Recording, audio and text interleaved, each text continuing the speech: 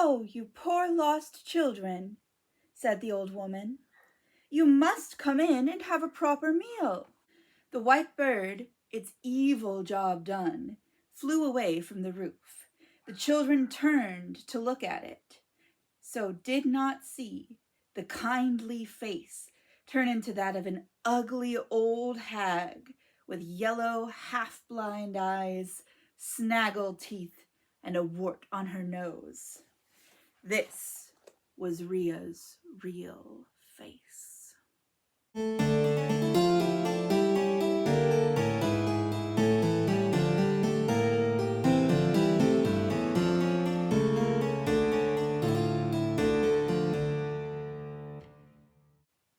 Hello, friends and enemies.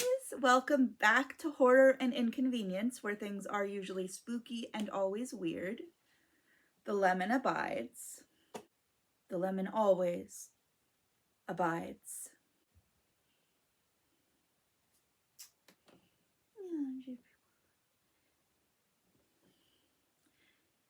This is Princess Ilanwi. She's new to the household, and she's never seen me do this before. So, she's probably going to be a little weird about it. Yeah, I'm back. After my unscheduled hiatus, I do plan to come back to making bookish content. Today, however, I am actually here not to talk about a horror book, but a horror movie. One that made me so mad I just had to go on the internet about it. That movie is Weapons, written and directed by Zach Cregger. Everyone is obsessed with this movie, and so am I. Just, it's not a positive obsession. So, you've probably seen it and or heard about it by now. It's been out a couple of months. Yes, I know this is late, but I have been dwelling on it. Weapons is a prestige horror movie with realistic, grounded dialogue, strong characterization, good production value. There is artistic integrity there, and there is something to think about. We're ever more easily impressed by these features in a movie as big budget Hollywood movies become more and more bland, dull, and propagandistic as fascism ratchets up its attempts to empty out mass culture. It's not that I don't understand why people are so excited about Weapons. I don't understand why anyone is discussing Weapons as if it's a contender for the title of Best Horror Film of 2025. It's as if people have already forgotten that Sinners came out in 2025. But here's the thing. We're so starved for films with artistic integrity, high production values, and rich themes that we tend to forget that a wealth of things to discuss does not always lead to productive discussion. Even the hedonistic pleasure of a good discussion of a piece of art isn't always provided just because the art leaves us with a lot to talk about. There are a lot of kinds of conversation, and Weapons isn't the kind of conversation I want to be having right now. Anyway, now this is the point in the video where I'm going to start getting into spoilers for Weapons, which is now out on home video and has been in the public discourse for a couple of months. So if you haven't seen it, well, I wouldn't necessarily recommend turning this off. I want the chance to warn you. I think for a lot of people, the cinematic pleasure of this film depended, at least partially, on going in not knowing what was happening. It was a very mysterious movie. That kind of marketing has its downfall, which is that the reveal has to live up to the marketing and almost never does. If you remember the feverish couple of months last year when we had this collective hallucination that Longlegs was good, that was due to a similar marketing campaign. Now, a year later, I think we can safely say that Longlegs has not survived a rewatch for most people. So, I am going to spoil the most disappointing reveal since Longlegs. And if you're really interested in watching the movie without knowing, now is a good time to turn this off and come back after you've seen it. Are they gone? Good. So I'm not going to give a full summary of this movie. There are a lot of excellent reviewers out there who have done so as part of their reviews, and in a lot of ways I am responding to them because I agree with a lot of elements of their analysis, and I think that they are better at making videos than I am. What drove me to make this video is primarily my disagreement with the overwhelming majority of voices saying that Weapons is good. I'm a hater. I'm just here to say that it's bad, actually, but I think the ways in which it's bad are important to talk about. A lot of the things that are good about this movie are, as I mentioned before, good dialogue, good acting, good production value. It looks good. It's well paced. It's told from multiple points of view, which has a lot of people comparing it to Rashomon, which I think is a little unfair. You ever notice how multiple perspective films only get compared to Rashomon if everyone's decided they're prestigious? I mean, you never see the rules of attraction get compared to one of the masterpieces in cinematic history. The first point of view character we get is the teacher of a third grade classroom whose students all went missing except for one on the same night. What security footage reveals is that at exactly the same time that night, all of the children in the classroom left their various homes in a kind of sleepwalking state. And I wish I was making this up, they Naruto ran to a mysterious location. Now all but one of the students in this class are missing, and the teacher has become a kind of town scapegoat, despite the fact that she doesn't know what happened and is just as desperate as everyone else to discover the truth. This teacher, whose name is Justine, investigates the disappearances, crossing more and more boundaries. She eventually follows the remaining student, Alex, home, discovering that the house looks neglected with all of its windows covered in newspaper. We finally start to get a clue as to what's going on about halfway through the film from the perspective of her school principal. But from his perspective, we see that Justine has pushed him to investigate Alex's home life, and he calls in Alex's parents, only to be met instead by an elderly woman in a face full of messy, clownish makeup who says that she is Alex's Aunt Gladys, that she has been staying with the family, that the parents are unwell, and she's taking care of Alex in the meantime, and assures him that nothing is wrong at home. So the principal says that he will need to see Alex's parents to confirm that what she's saying is the truth, and releases her for the moment.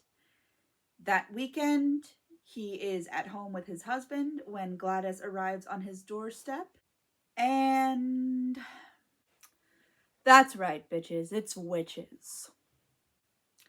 So yeah, it turns out that Aunt Gladys is actually a witch who uses sympathetic magic to take over people and bend them to her will, either to turn them catatonic so she can suck out their life force, or to use them as weapons to attack the other people who are in her crosshairs.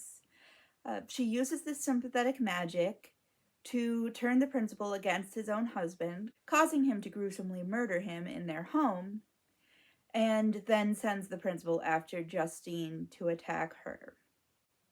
So when we learn the whole background story from the part of the film that's from Alex's perspective, what we learn is that Gladys posed as his mother's elderly aunt, who, although she wasn't close to the family and wasn't even at the wedding, does need somewhere to live and someone to care for her in her old age, as she is very close to dying. The parents argue about it, but ultimately the mother's call for charity wins. Because you know how women are, women and their soft hearts, women and their inability to protect their families because of their soft hearts that makes them reach out to other people even when they should really lock in and protect their families. You know how women are, women, at least women of childbearing and mothering age, you know how they are, soft. So Gladys, of course, takes advantage of this and very quickly after moving into the house, takes over the parents, turns them catatonic, and uses the threat of killing or maiming them as a way to force Alex to go along with her plan, which involves getting something from every one of his classmates so that she can use her sympathetic magic to kidnap them and drain their life force, thereby benefiting her own health.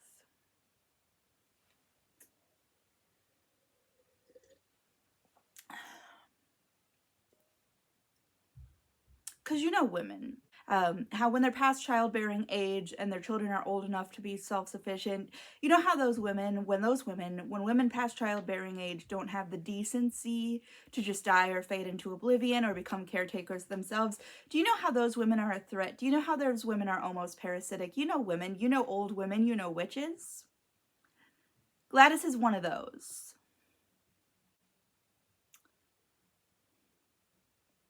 This wasn't just a bad twist to me. If it was just hokey or predictable or disappointing, or even, as was the case with Longlegs, if I was just disappointed that the twist turned out to be something supernatural when it might have been more interesting if it wasn't, if that was the case, I wouldn't have bothered to make this video. I'd have come back with something different, something more relevant to the usual themes of my channel. But this was more than a bad twist. I've done my best here to recreate the clownish old lady makeup look that has already become iconic from the film. And it's not because I find it fun or spooky. I wanted to wear this makeup because I don't know who's watching this. I don't know how experienced my various viewers are with putting on various types of makeup. I don't know how many of you have been pressured or chosen to wear it daily. I don't know how many of you have been taught that a natural makeup look is always a better choice than a loud, bold one. I don't know how many of you have been taught that it's better to wear minimal makeup if you're not particularly skilled at applying it than it is to wear bright or bold makeup. I don't know how many of you have been taught that your faces were naked, inappropriate, unhygienic, grotesque, or dull without makeup. I imagine it's a lot of you. All of you have at least been told that about somebody else. Putting on makeup is hard. It's expensive, it's time-consuming. The skill requires a lot of practice, and even when you're very practiced, you still have to be in the right state to do it. When I was in high school, I put on makeup every single day. I wouldn't have felt comfortable going to school without it. Before taking the bus to arrive at school at a cool 6 a.m., I would put on makeup, and it didn't always go well. To apply makeup, especially eyeliner and mascara, in a way that's considered passable and socially acceptable, you need to have a steady hand. When you're exhausted, when you're not very practiced, when the only thing between you and sleep is caffeine, you may not have a steady hand. Your eyeliner could come on wobbly. You could accidentally jerk your hand while putting on mascara and make dots against your skin here. You might have to wipe it off and redo it because you can't show up to school looking like that. I lost sleep out of my desire to wear makeup every day. I lost calories on days or when putting on my makeup took too long and I didn't have time to eat a full breakfast before leaving. And it never mattered. It never did what I was told it would do. I never expected myself to become popular or to fit in well, but to look feminine, to look fashionable, to pass as an acceptable girl, I did think that was in my reach. My family had money, I had fashionable clothes, I had long hair, I had all the makeup I needed, and I liked traditionally girly things like fashion, makeup, the arts over sports, that sort of thing. But I wasn't, was I? The traditional feminine girl. Not really, not underneath it all. All that time, there are a lot of jump scares in the earlier parts of Weapons before we know what's really going on. Although we suspect early on, as soon as we meet Gladys, that she is the villain of the story, we don't know why or how. But even before we meet her, there are a lot of split-second jump scare shots, close-ups of her clownishly made-up face. Before we learn anything about her character or her actions, both of which are horrific, we are horrified viscerally by her image. The way Gladys looks in the movie,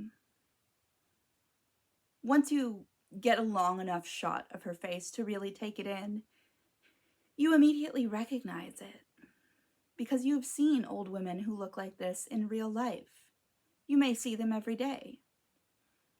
These are women who have put on a full face of makeup every day of their whole lives. Now they're older. Their skin doesn't have the same consistency or elasticity as it did when they learned to put on makeup, before they were even fully grown. Their hands aren't steady. Their eyesight is going. And their taste in makeup products might be significantly out of date on top of all of that. So, their lipstick can look cheap and smeared to the outsider's view. Their eyeliner might look uneven. Their choice of eyeshadow shade might seem garish. Their foundation might not seem to sit quite right on their skin. The shape of the eyebrows that they draw on might seem outlandish. And where have their eyebrows gone? Don't they have natural eyebrows to highlight? Hey, editing Eve here. So I thought I would show my natural eyebrows without makeup right now. As you can see, they're very thin and sparse. That's because as part of my anxiety disorder, I tend to pick at them. I actually draw them on every day anytime I go out of the house because I find this symptom embarrassing and don't want to be seen like this. But I thought that it was a good moment to highlight the intersection of ableism with expectations of made up faces. So here I am. Hair loss, changes to skin, tremors, poor eyesight. These are signs of aging and the disabilities that come with aging. This is just the crossroads of ableism and misogyny. I wanted to wear this face. I wanted to try out being Gladys because one day I might be. The feeling that I felt when Aunt Gladys was revealed as a witch reminds me of a shadow of the feeling that I felt the first time I read Plato. I grew up with teachers for parents, specifically English teachers, specifically rhetoricians. Plato was a household name, at least for me growing up, but it wasn't until I was a freshman in college that I read more than a page or two of his work at a time. I took an intro to philosophy class. Rookie mistake, I know. And in that class, we were assigned a series of Plato's dialogues that included the Death of Socrates.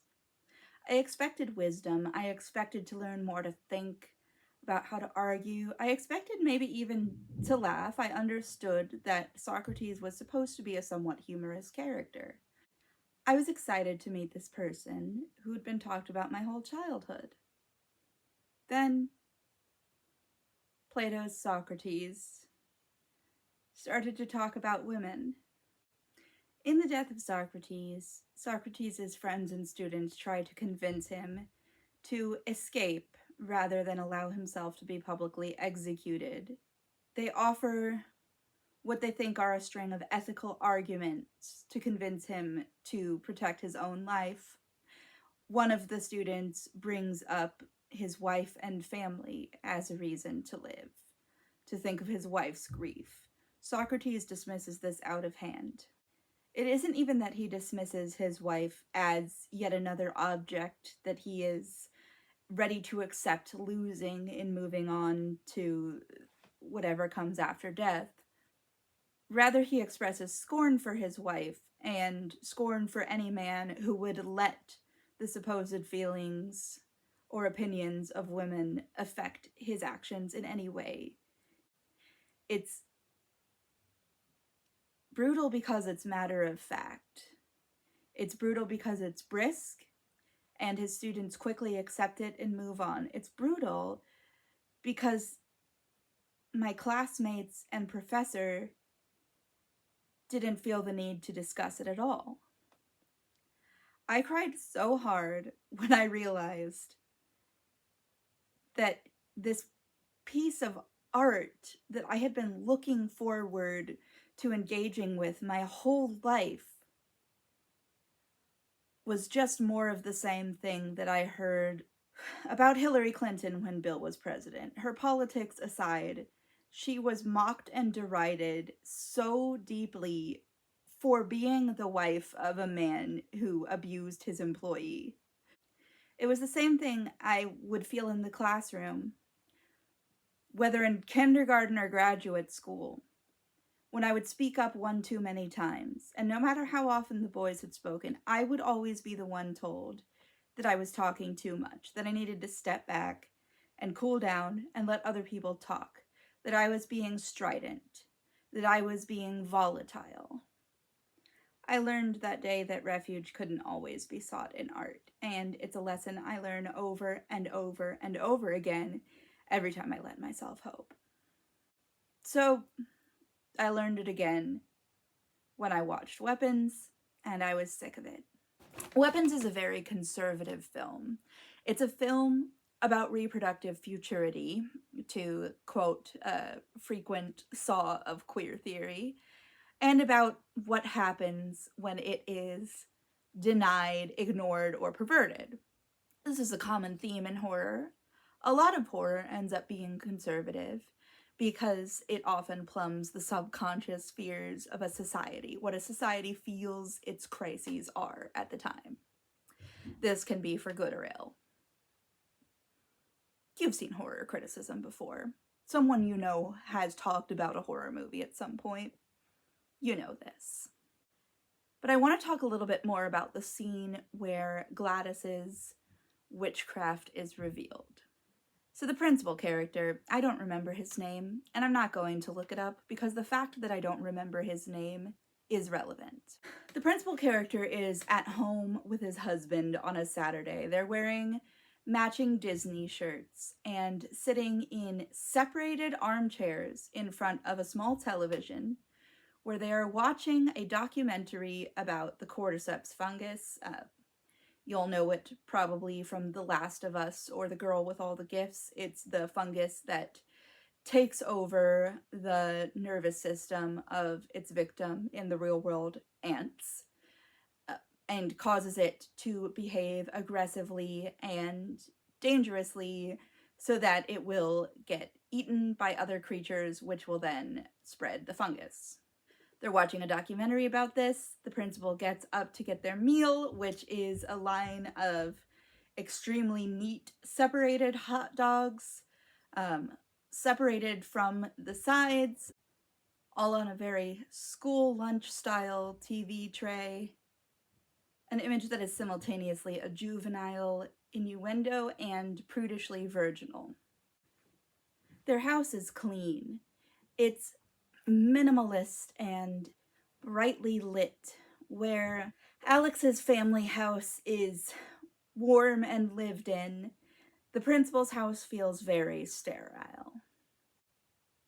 When Gladys appears at their house, she acts distressed and asks for a moment to rest and some water to drink, and the principal and his husband ultimately invite her in. They are kind and caring, they want to seem hospitable. They may be afraid of seeming inhospitable. Gay people are often on edge in small towns, and that is very much a dynamic that is brought to the forefront in this scene. Gladys, of course, immediately abuses her guest right with them and asks for the bowl of water, which leads to the sympathetic magic that will ultimately kill both the principal's husband and, when he fails to kill Justine, will kill the principal himself. The obvious conclusion to draw is that Gladys is the parasite. She feeds on the lives of those around her. She appears and, purely for her own gain, for her own metaphysical sustenance, destroys their lives. She produces no children of her own, but in a perversion of the natural order, takes the lives of children to feed her own continuing life.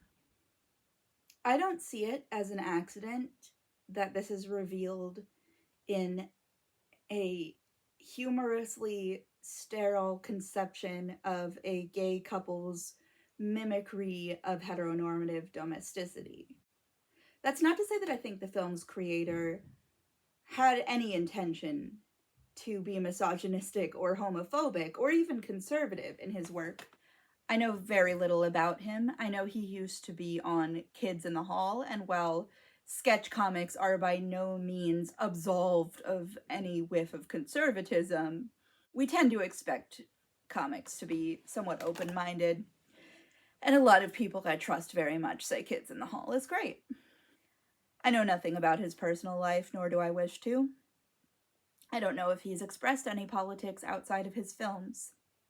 I know what the politics of weapons are, and I have read a few quotations from interviews with Krager. One in particular really fascinates me. When he's asked about his conceptualization and writing of the film, and this is an interview with The Hollywood Reporter that came out before the film did, he says, "I started typing. I had no idea what the story was going to be. I literally went line by line. That's a beautiful way to create for me. Remove result from the process and just be discovery." This is a big part of why I don't buy a lot of the really tight thematic analyses that say, oh, weapons is a metaphor for this or that. It's not about school shootings, although there are certainly elements that remind us of the situation surrounding a school shooting. It's not about addiction, although addiction is certainly a theme. It's not about this or that, because the way the writer describes it, it was a subconscious experience for him. He let himself, as a creator, pour out and create what it would. This movie had no intention of being political, which is what makes it all the more disturbing and disappointing that it is. Not in the way that all art is political, but in a very real, concrete way, because the tropes that it uses are inherently conservative. If you're a social creature raised in this society, and what pours out of your soul when you're feeling artistically vulnerable and want to create something true to yourself is a collage of misogynistic, heteronormative stereotypes. If your deepest fear is an old woman in horrible makeup begging you to care for her, if what strikes you as a grotesque image is a sick old woman without her wig on, turning to you and in a croaking voice asking for a glass of water, if you want to lighten the mood with a little comic relief, and what comes to you is a gay couple sitting several feet apart in matching Disney t-shirts, What does that say about the society that made you? That we're all living in? And if you've written that, and then you step back and you return to it and look through it, to edit it, to option it out, to make it, at what point do you think you'd realize that this might have an effect on the audience?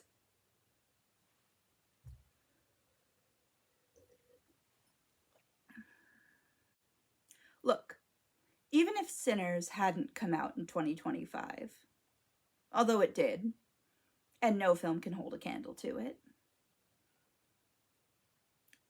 Weapons wouldn't deserve a spot on a list of great horror movies of the year.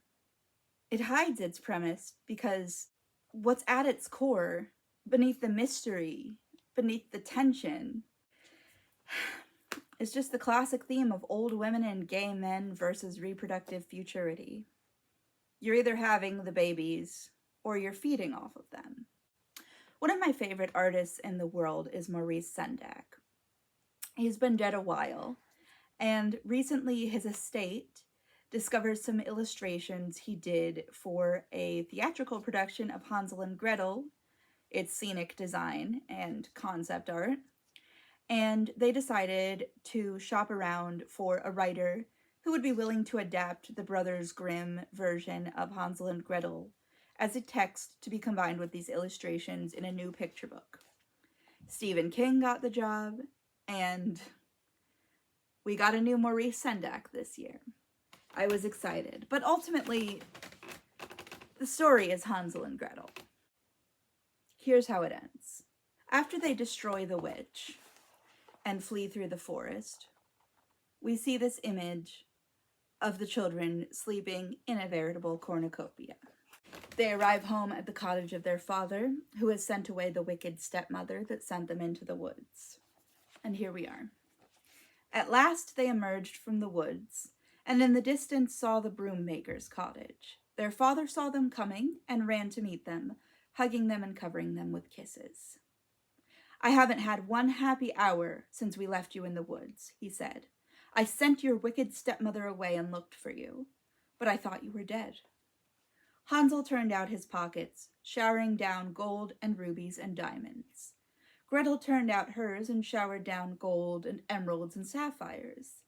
Now their cares were at an end. Their father promised never to wrong them again, and you know what comes next. They lived happily ever after, once the old women were removed from their lives.